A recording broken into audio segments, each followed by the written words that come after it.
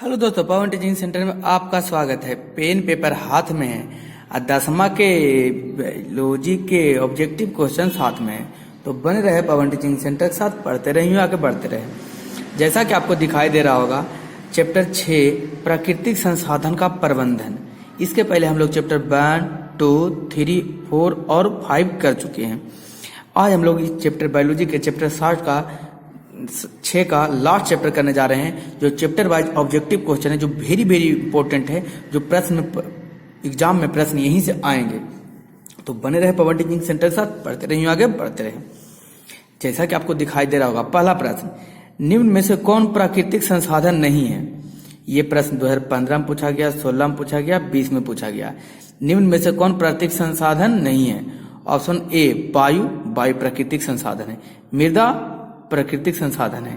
जल प्राकृतिक संसाधन है। जीवनधारी, क्या जी? ये प्राकृतिक संसाधन नहीं है, जीवनधारी, ये जीव है। जीवनधारी जो हमारा जो जीवन मिला है, क्या प्राकृतिक संसाधन के थ्रू मिला है? जीवनधारी प्राकृतिक संसाधन नहीं, प्रकृति के द्वारा है, ये प्राकृतिक संसाधन नहीं होगा। प्रश्न संख्या 2, यूरो 2 का संबंध है वायु प्रदूषण से, जल प्रदूषण से, मृदा प्रदूषण से, या कोई नहीं? तो यूरो 2 है जो किसका है? वायु प्रदूषण से जो हो गया था, यूरो 2 का संबंध है। इसी में वायु प्रदूषण को रोकने के लिए क्या किया गया था? एक संगठन बनाया गया था, या कह सकते बैठक हुआ था, यूरो 2 बैठक का, जो इसमें वायु प्रदूषण पर बहुत से महत्वपूर्ण कदम उठाए गए थे। प्रश्न संख्या 3, निम्न में से कौन एक भूमिगत जल का उदाहरण है? नदी, नदी तो बाहरी जल का उदाहरण है। कुआं, तालाब, समुद्र। तो बी होगा, कुआं होगा जो भूमिगत जल है, क्योंकि जो जमीन के नीचे से निकलता है।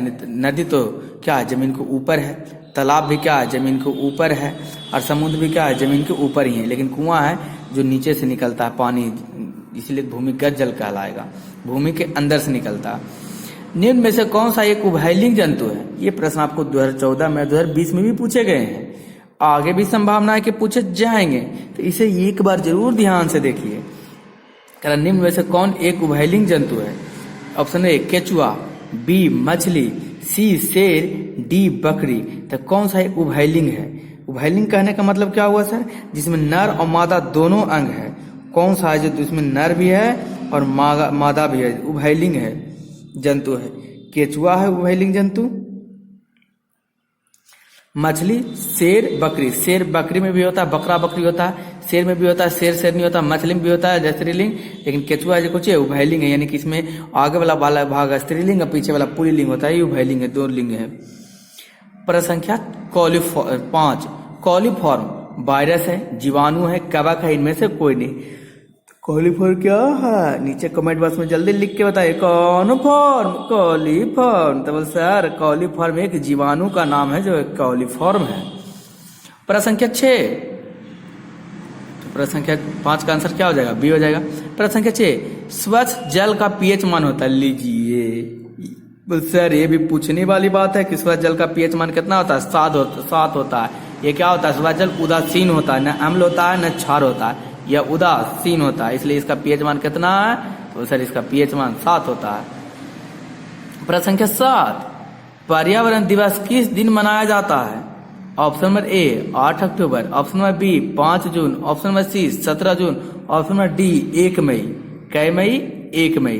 तो प्रश्न संख्या 7 का आंसर क्या होगा जी? 7 का आंसर बी होगा, 5 जून। पर्यावरण दिवस कब मिलाया जाता है? 5 जून को क्या किया जाता है? मनाया जाता है। प्रश्न संख्या 8, गंगा कार्य योजना किस वर्ष प्रारंभ हुआ? गंगा कार्य योजना किस वर्ष प्रारंभ हुआ? ऑप्शन नंबर ए 1980 में, ऑप्शन नंबर बी 1985 में, ऑप्शन नंबर सी 1990 में, ऑप्शन नंबर डी 1995 में। तो गंगा कार्य परियोजना योजना किस वर्ष प्रारंभ हुआ? प्रश्न संख्या 8 का आंसर क्या होगा जी? बी होगा, 1985 में। प्रश्न संख्या 9, चिपको आंदोलन किस वर्ष प्रारंभ हुआ? चिपको आंदोलन किस वर्ष प्रारंभ हुआ? ऑप्शन नंबर ए 1970 में, ऑप्शन नंबर बी 1980 में, ऑप्शन नंबर सी 1985 में, ऑप्शन नंबर डी 1990 में। तो चिपको आंदोलन कब स्टार्ट हुआ जी? नीचे कमेंट बॉक्स में लिख के जल्दी बताइए। बोल सर चिपको आंदोलन 1970 में स्टार्ट हुआ था, प्रारंभ हुआ था चिपको आंदोलन का। तो प्रश्न संख्या कितना हो जाएगा? 9 का ए हो जाएगा। अगला प्रश्न की ओर चलते हैं। प्रश्न संख्या 10, सरदार सरोवर बांध किस नदी पर निर्मित हुआ है? सरदार सरोवर बांध है जो किस नदी पर निर्मित हुआ? ऑप्शन नंबर ए यमुना नदी पर, ऑप्शन नंबर बी गंगा नदी पर, ऑप्शन नंबर सी नर्मदा नदी पर, ऑप्शन नंबर डी ताप्ती नदी पर। तो सरदार सरोवर बांध है किस नदी पर निर्मित हुआ है? तो नीचे कमेंट बॉक्स में लिख के जल्दी बताया। बोल सर सरदार सरोवर है वल्लभ भाई पटेल का, इस पर क्या किया गया था? बनाया गया है, सबसे बड़ा मूर्ति है विश्व का, प्रतिमा बनाया गया है वल्लभ भाई पटेल का, सरदार वल्लभ भाई पटेल, जिसको लौह पुरुष भी कहते हैं। तो सरदार सरोवर बांध कहाँ है? तो सर नर्मदा नदी पर सरदार सरोवर बांध स्थित है। कौन देने योग बात? ध्यान देने योग बात। प्रश्न संख्या 11, कौन संख्या? प्रश्न संख्या कितना जी? तो प्रश्न संख्या 11 हम देखते हैं। साल वृक्ष को वन का लगभग 1272 हेक्टेयर क्षेत्र ग्रामीण द्वारा बहुत बुरी तरह से निम्नीकृत होने से बचाया गया है। मिदनपुर में, गढ़वाल में, टेरी गांव में या इटारसी में? कहाँ बचाया गया? तो सर मिदनपुर में इसे क्या किया गया? निम्नीकरण से होने से बचाया गया। प्रश्न संख्या 12, वनों के संरक्षण के लिए निम्न में से किन प्रक्रियाओं को नियंत्रित करने की आवश्यकता है? ऑप्शन ए पेड़ की अंधाधुंध कटाई को नियंत्रण करने की आवश्यकता है, बी अतिचारक के करने की आवश्यकता है, सी खनन करने की आवश्यकता है, डी ये सभी में से। तो कह रहा कि संरक्षण के लिए निम्न में से किस प्रक्रियाओं को नियंत्रित करने के लिए आवश्यकता है? कौन सा प्रक्रिया अवस्थित करेंगे तो क्या होगा? संरक्षण हो सकता है। पेड़ के अंधाधुंध कटाई से भी क्या कर सकते हैं? रोक लगाएंगे, नियंत्रण करेंगे। अतिचारण मतलब ज्यादा जानवर को खेत में नहीं चराएंगे, उससे भी होगा। और खनन कर को रोके भी, यानी कि ये सभी क्रिया करेंगे तो वन क्या होगा? संरक्षित रह पाएगा। प्रश्न संख्या का प्रश्न संख्या 13, वे पदार्थ जो जैविक प्रक्रमण द्वारा अपघटित हो जाते हैं कहलाते हैं। ऑप्शन नंबर ए जैव निम्नीकरण, ऑप्शन नंबर बी जैविक कारक, ऑप्शन नंबर सी अक्रिय और ऑप्शन नंबर डी पर्यावरण। तो कह रहा वे पदार्थ जैव प्रक्रमण द्वारा अपघटित हो जाते हैं, वे क्या कहलाते हैं? जैव निम्नीकरण कहलाते हैं या जैव कारक कहलाते हैं? क्या कहलाते? तो बोल सर ये तो आराम से जो निम्नीकरण होता है जैव निम्नीकरण कहलाता है, क्योंकि बिल्कुल सही आंसर आपका है। इसी प्रकार हम लोग चलते हैं प्रश्न संख्या कितना की ओर? 14 की ओर। कौन संख्या? प्रश्न संख्या 14, पर्यावरण को बचाने के लिए 3 प्रकार के आर का प्रयोग किया जाता है। कौची ये 3 प्रकार का आर जो है, जो क्या है जो बताइए? तो बोल सर 3 प्रकार का आर है जो हम बता दें, हम बता दीजिए तक जानते हैं। होता है पहला रिड्यूस होता है, रिसाइकिल होता है, रीयूज होता है। रिड्यूस मतलब कम करो बनाने के लिए, अब हो भी किया तो उसको रिसाइकिल करके बनावो, और रीयूज उसको दोबारा बार बार रीयूज करो, इसलिए ट्रिपल आर होता है। आर फिल्म का प्रचार नहीं करा है, आर ट्रिपल आर मूवी देखे होंगे, आर आर आर। तो यहाँ होता है रिड्यूस, रिसाइकिल और रीयूज, यानी दोबारा यूज करिए। तो कहाँ है? Reduce, recycle, reuse. रिपीट ये तो गलत हो जाएगा, रिपीट ये भी गलत हो जाएगा। तो ऑप्शन नंबर क्या हो जाएगा? ए सही हो जाएगा। प्रश्न संख्या 14 का आंसर क्या हो जाएगा? ए ट्रिपल आर, मतलब रिड्यूस, रिसाइकिल और रीयूज। तो सर यहीं से क्या ट्रिपल आर का नाम पड़ा? ट्रिपल आर फिल्म बना कि नहीं? ऐसा कुछ नहीं है, आर आर आर। प्रश्न संख्या 15, जैव विविधता के विशिष्ट हॉटस्पॉट स्थल क्या कहलाते हैं? ये प्रश्न 2019 में पूछा गया है। जैव विविधता के विशिष्ट हॉटस्पॉट स्थल क्या कहलाते हैं? ऑप्शन ए जंगल, बी वन, सी जंतु, डी दवा। तो प्रश्न संख्या 15 का आंसर क्या होगा जी? 15 का आंसर बी होगा। जैव विविधता के विशिष्ट स्थल क्या कहलाते हैं? वन कहलाते हैं। प्रश्न संख्या 16, अमृता देवी बिश्नोई का संबंध किस वृक्ष के संरक्षण से है? ऑप्शन नंबर ए खेजड़ी, बी आम, सी जामुन, डी पपीता। तो अमृता देवी बिश्नोई का संबंध किस वृक्ष के संरक्षण से? तो प्रश्न संख्या 16 का आंसर क्या होगा जी? 16 का आंसर ए होगा खेजड़ी। अमृता देवी बिश्नोई का संबंध किस वृक्ष के संरक्षण से है? खेजड़ी वृक्ष के संरक्षण से है। प्रश्न संख्या 17, कौन संख्या? प्रश्न संख्या 17 का कह रहा 17, प्राकृतिक जल मार्ग पर जो डैम कंक्रीट अथवा छोटे कंकड़ से बनाए गए जाते हैं उसे क्या कहते हैं? तो कंक्रीट का डैम कहते हैं, चेक डैम कहते हैं, बांध कहते हैं या प्रपात कहते हैं? क्या कहते हैं जी? बोल सर उसे चेक डैम कहते हैं। कौन डैम? चेक डैम कहा जाता है। तो प्रश्न संख्या 17 का आंसर क्या हो जाएगा? बी हो जाएगा। प्रश्न संख्या कितना? एक सेकेंड। प्रश्न संख्या 18, कोयला तथा पेट्रोलियम परंपरागत ईंधन है जो किसके परिवर्तन के कारण उत्पन्न होता है? केवल प्राणी के मृत शरीर द्वारा, केवल वनस्पति के मृत शरीर द्वारा, सी सागरीय प्राणियों के मृत शरीर द्वारा, और डी उपयुक्त में सभी। तो कोयला पेट्रोलियम परंपरागत ईंधन है, किसके द्वारा ईंधन प्राप्त होता है? इस सारा चीज के द्वारा क्या होता है, जब मिट्टी के अंदर, जमीन के अंदर दब जाते हैं और लाखों साल तक ये सड़ते गलते रहते हैं, इसमें अभिक्रिया होकर क्या बनता है? कोयला पेट्रोलियम बनता है। तो इस सभी क्या है? सभी उपयुक्त में से सभी है। इन्हीं के परिवर्तन के कारण क्या होता है? कोयला पेट्रोलियम बनता है। प्रश्न संख्या 19, निम्नलिखित में से प्राकृतिक संसाधन कौन है? ए मृदा, बी जल, सी वन, डी सभी। तो सर ये सब प्राकृतिक संसाधन है। मृदा भी मिट्टी प्राकृतिक संसाधन है, जल भी प्राकृतिक संसाधन है, वन है। इसका आंसर क्या हो जाएगा? डी हो जाएगा, सभी प्राकृतिक संसाधन है। प्रश्न संख्या कितना की ओर चलते हैं? तो बोल सर हम के हाँ प्रश्न संख्या चलते हैं 20 की ओर। 20 क्या करा? निम्नलिखित संसाधन में से किन्हीं संपोषित रूप में से उपयोग करने की आवश्यकता है? ए कोयला, बी पेट्रोलियम, सी वन, और डी उपयुक्त में से सभी। तो किसको क्या किया जाता है कि संपोषित करने की उपयोग आवश्यकता है? तो किसको है सर? जो बता दीजिए हम कि सभी को, कोयला को भी बचा के रखो, पेट्रोलियम को भी, वन को भी, सभी को बचा के रखो कि आने वाले समय में क्या हो सके, लोगों उनका भी संसाधन को प्रयोग कर सके। प्रश्न संख्या 21, विश्व में कितने प्रतिशत भाग में जल पाया जाता है? ऑप्शन में 50%, ऑप्शन में बी 60%, ऑप्शन में सी 70%, ऑप्शन में डी 90%। तो 20 में से कितने प्रतिशत भाग में जल पाए जाते हैं? तो प्रश्न संख्या 21 का आंसर क्या होगा जी? 21 का आंसर सी होगा। 20 में कितने प्रतिशत भाग में जल पाए जाते हैं? तो 20 में 70% भाग में लगभग क्या पाए जाते हैं? जल पाए जाते हैं। प्रश्न संख्या कितना? 22 में देखते क्या करा? निम्न में से सबसे ऊंचा बांध कौन है? लीजिए कौन बांध? ऊंचा बांध। तो सर सबसे ऊंचा बांध टिहरी है, सबसे लंबा भाखड़ा है। तो टिहरी बांध है जो सबसे ऊंचा बांध है। नीचे कमेंट बॉक्स में लिख कर बताइए कि इसकी ऊंचाई कितनी है। जल्दी नीचे कमेंट बॉक्स में लिख के हमको क्या कीजिएगा? बताइएगा। प्रश्न संख्या 23, गंगा नदी की लंबाई ऑप्शन में ए लगभग 200 किलोमीटर है, और लगभग 2500 किलोमीटर, लगभग 3000 किलोमीटर, और लगभग कितना है? 4000 किलोमीटर। तो गंगा नदी की लंबाई, कौन नदी की लंबाई? गंगा नदी की लंबाई कितना है?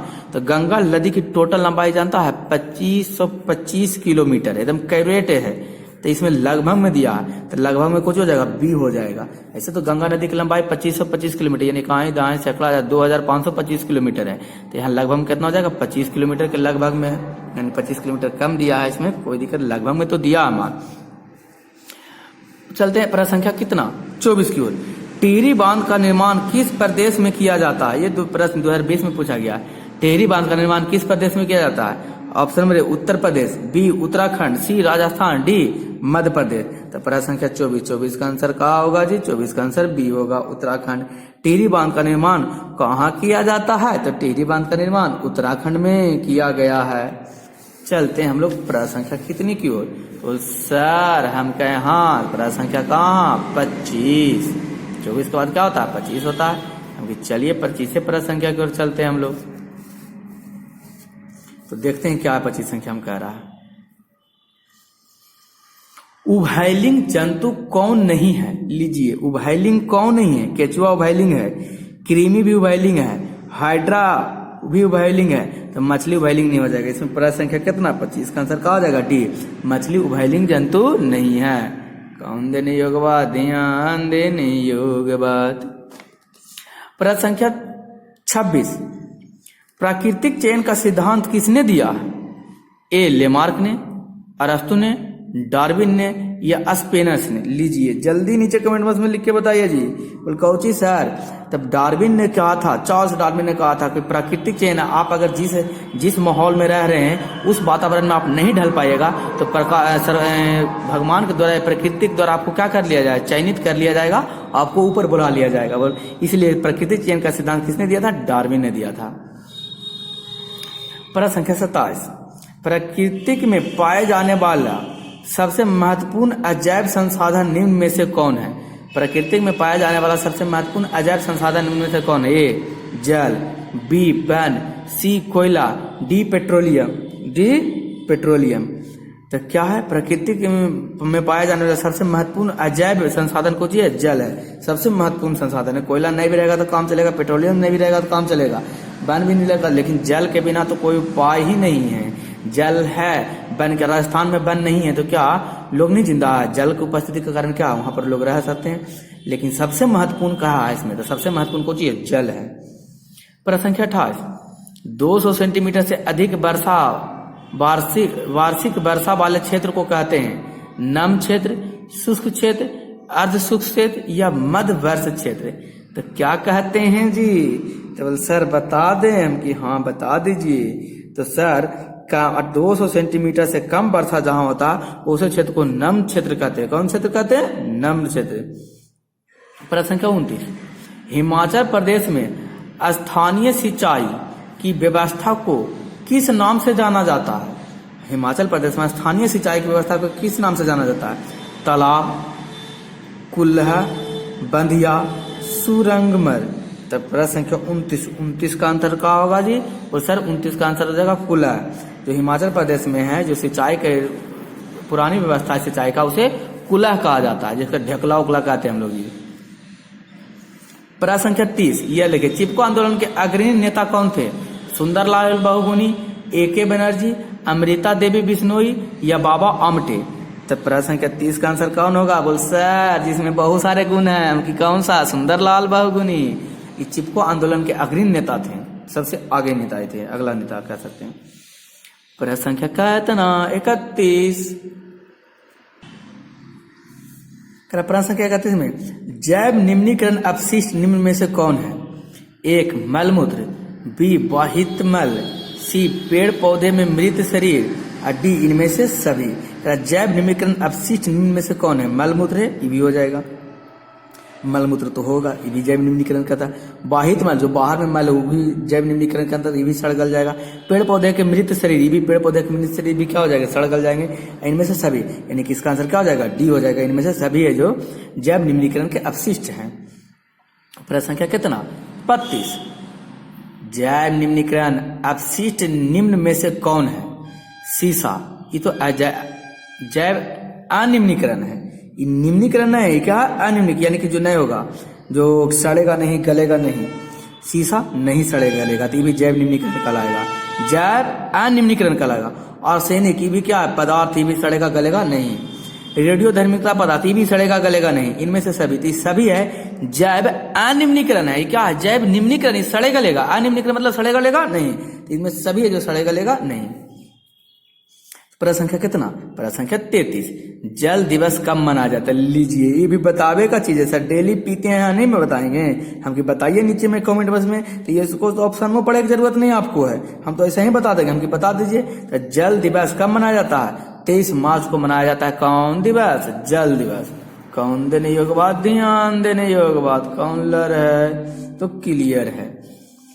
प्रश्न संख्या 34, कोलीफॉर्म मनुष्य के शरीर में कहाँ पाया जाता है? आंत में, वृक्क में, गुद्दा द्वार में या यकृत में। तो कहाँ पाया जाता है? प्रश्न संख्या 34 का आंसर क्या होगा? तो सर कोलीफॉर्म मनुष्य के आंत में पाया जाता है। कहाँ पाया जाता है? आंत में। इसके कारण कौन सा, कोलीफॉर्म के कारण कौन सा रोग होता है? जो नीचे हमको लिखे, कोलीफॉर्म के कारण ही कुछ होता है, मल का रंग कैसा होता है? पीला होता है।